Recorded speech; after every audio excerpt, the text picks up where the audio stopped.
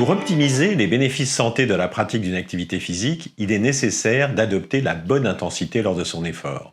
Alors, comment pouvez-vous évaluer cette intensité? Il existe des méthodes fondées sur le ressenti et d'autres sur la mesure plus ou moins précise d'indicateurs. La première méthode est basée sur les sensations ressenties lors de l'effort. Si vous n'êtes pas du tout essoufflé, c'est que l'intensité de votre activité physique est faible et les effets bénéfiques pour votre santé le sont aussi. Si vous vous sentez à peine essoufflé et que vous pouvez parler de façon continue mais pas chanter lors de votre effort, vous vous situez à une intensité modérée. Si vous vous sentez franchement essoufflé, que tenir une conversation ininterrompue est difficile, alors votre effort est d'une intensité soutenue. C'est lors d'une activité modérée à soutenue que les bénéfices santé sont les plus importants. La deuxième méthode consiste à déterminer approximativement votre fréquence cardiaque maximale par un calcul. Plusieurs formules de calcul existent tenant compte de votre âge et éventuellement de votre fréquence cardiaque de repos. En connaissant cette fréquence cardiaque maximale théorique, vous pouvez situer votre effort. Un travail d'intensité modérée à intense se situe généralement entre 75 et 90% de ce maximum calculé. La troisième méthode est la plus précise. Elle consiste à mesurer votre vitesse maximale. Pour garantir les meilleures conditions de sécurité, réalisez un test d'effort cardio-respiratoire avec mesure des échanges gazeux, permettant d'établir les seuils ventilatoires d'intensité modérée et d'intensité soutenue.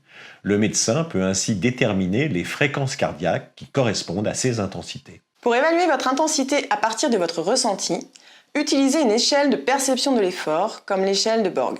Dans le cœur de votre séance, votre objectif pour rester en bonne santé est de ressentir votre effort comme moyennement difficile ou difficile, soit entre 6 et 7 sur l'échelle de Borg, la zone jaune ou rouge. Si vous notez votre exercice ou votre séance entre 8 et 10 sur 10, la difficulté peut être trop importante. Dans ce cas, diminuez le nombre de répétitions, prenez plus de repos entre les séries, ou peut-être que vous accumulez trop de fatigue dans votre vie quotidienne, avec le travail ou un manque de sommeil.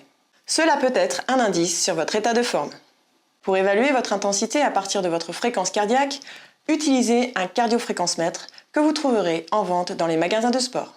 Il comporte un émetteur que l'on place sur la poitrine et un récepteur qui indique en temps réel votre fréquence cardiaque.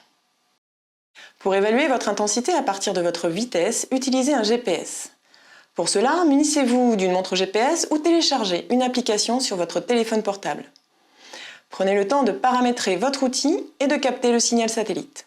Pendant votre séance, vous obtiendrez la vitesse instantanée, la vitesse moyenne, la durée et la distance parcourue. Que ce soit avec le cardiofréquencemètre ou un GPS, l'échauffement doit être progressif et se situer entre 50 et 65% de votre fréquence cardiaque ou votre vitesse maximale. Dans le corps de votre séance, votre objectif pour rester en bonne santé est d'atteindre des fréquences cardiaques ou vitesse entre 75 et 90% de votre maximum, entrecoupé de phases de récupération à 60%. Veillez toujours à être progressif dans votre entraînement. Ces conseils doivent être adaptés en fonction de l'activité physique pratiquée et de votre état de forme.